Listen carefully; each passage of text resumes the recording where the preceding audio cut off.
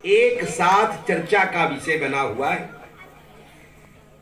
प्रथम नैमिषारण्य क्षेत्र में सूत जी शौनक जी को सुना रहे हैं। द्वितीय स्थान कृष्ण और उद्धव के रूप में चर्चाएं हो रही है। भगवान श्री कृष्ण परलोक गोलोक धाम सिधारते समय उद्धव जी को सुना रहे हैं। विदुर और मिदुर संवाद, मैत्रेय संवाद, विदुर जी और मैत्रेय जी के बीच चर्चाएं हो रही है। और यहाँ गंगा किनारे स्वयं साक्षात जीवात्मा को परमात्मा उद्धार करने के लिए सुखदेव के रूप में आकर श्रीमद् भागवत की कथा सुना रहे हैं। यह है श्रीमद् भागवत की पावन पवित्र गाथा। जब सुखदेव भगवान ने, सुखदेव जी ने जीवात्मा राजा परीक्षित से कहा कि बेटा प्यास लगी हो तो जल पी लो, बहुत देर से बैठे हुए हो, थक गए होगे। तो परीक्षित जी ने कहा, महाराज गुरुदेव आप मेरी चिंता न करें, बस आप तो भगवान की अमृत गाथा सुनाते ही चले, हमें प्रभु से मिलन के राह पर मार्गदर्शन देते रहे। ये ना सोचे कि मैं थक गया हूँ, बस आप सिर्फ कहते चले। महाराज आप ये बताइए कि मृत्यु काल सन्निकट आ जाने पर मनुष्य को क्या करना चाहिए? ये सृष्टि की व्यवस्था कैसे बनी है?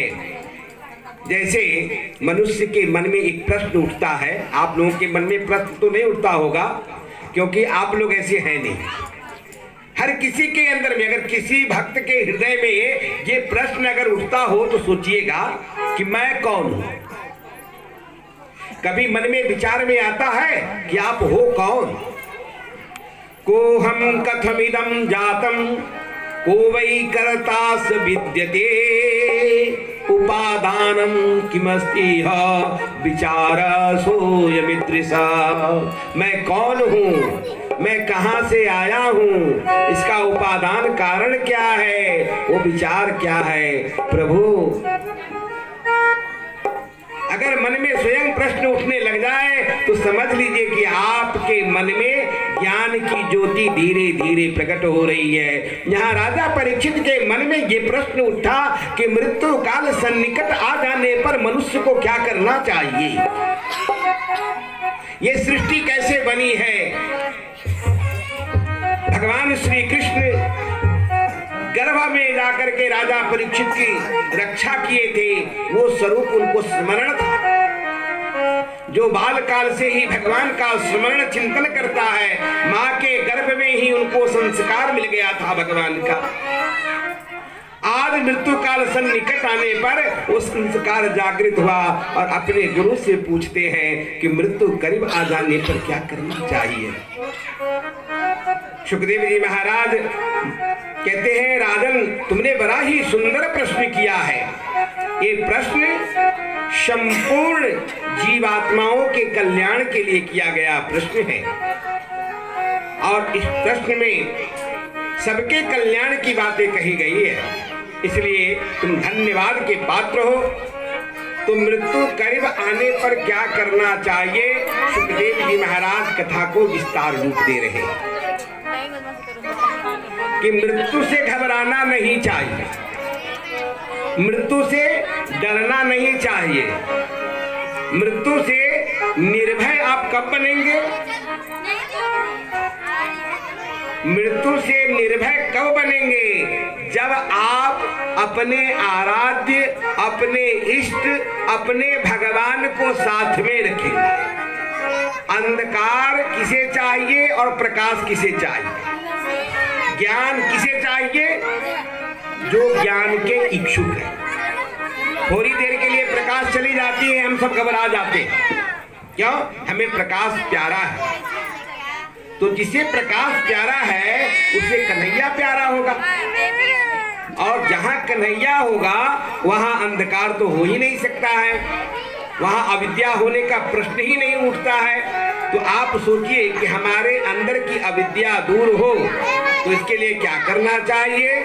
तो अंधकार से डरना नहीं चाहिए, क्योंकि अंधकार में ही प्रकाश छिपा होता है। मात्र सिर्फ परिश्रम करने की आवश्यकता है।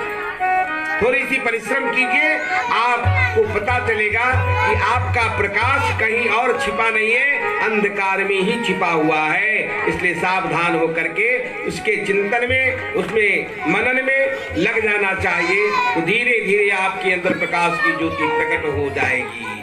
अर्थात इस संसार जगत से आत्म जगत में प्रवेश करना चाहिए मृत्यु करीब आने पर। और इसके लिए अलग अलग उपाय हैं, अलग अलग साधन हमारे ऋषि मुनियों ने बनाया है। भक्ति का मार्ग है, ये भी आपको मृत्यु पर जय प्राप्त कराने वाली है। योगा के माध्यम से आप अपने चित्त को स्थिर करके आत्मा में जीव को जोड़ करके परमपिता परमात्मा की गोद में पहुंच सकते हैं।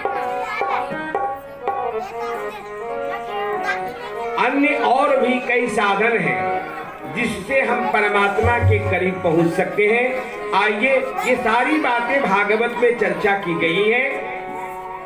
आप भी चाहें तो अपने मृत्यु को सुधारने के लिए, मृत्यु पर जय प्राप्त करने के लिए इन विचारों को अपने जीवन में उतार सकते हैं। सिर्फ कथा नहीं है, ये व्यथा हरण करने की औषधि है।